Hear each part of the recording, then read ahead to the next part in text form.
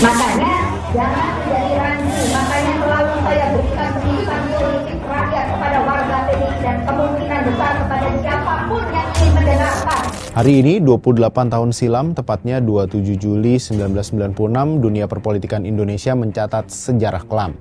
Suasana begitu tak terkendali saat massa bentrok dan saling serang di Jalan Diponegoro, Jakarta Pusat.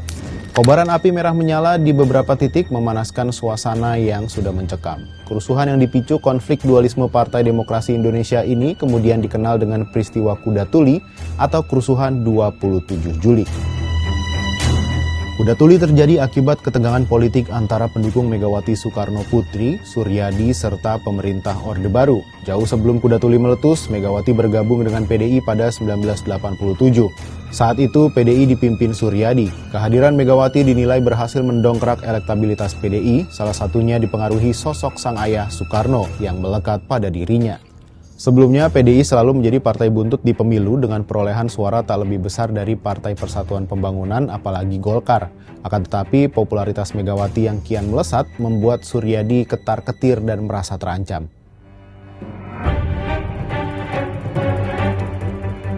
Kompas 23 Juli 1993 mencatat, 3 tahun sebelum peristiwa Kuda Tuli, Suryadi kembali terpilih sebagai Ketua Umum PDI. Namun jalan Suryadi untuk kembali duduk di tahta tertinggi partai tersebut tersendat lantaran diterpa isu penculikan kader.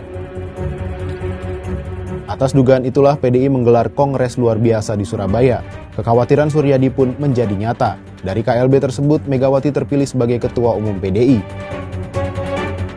Terpilihnya Megawati itu dikukuhkan dalam musyawarah nasional yang digelar di Jakarta pada 22 Desember 1993. Megawati resmi menjabat Ketua Umum PDI periode 1993-1998. Namun baru 3 tahun berjalan, PDI menggelar kongres di Medan.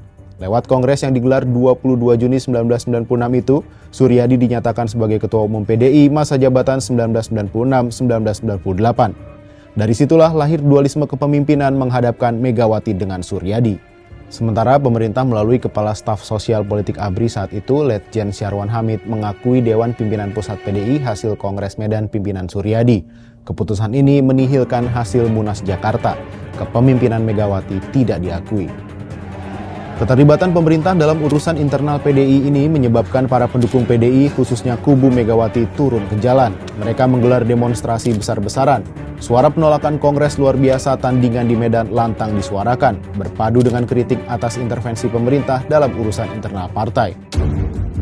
Beberapa hari sebelum 27 Juli 1996, terendus desas-desus kubu Suryadi hendak mengambil alih kantor pusat PDI di Jalan Diponegoro, Jakarta Pusat. Oleh karena itu, setiap hari kantor pusat PDI ini dijaga 200-an polisi. Pada 27 Juli 1996 pagi, massa pendukung Suryadi yang menumpang 15 truk berdatangan ke kantor pusat PDI.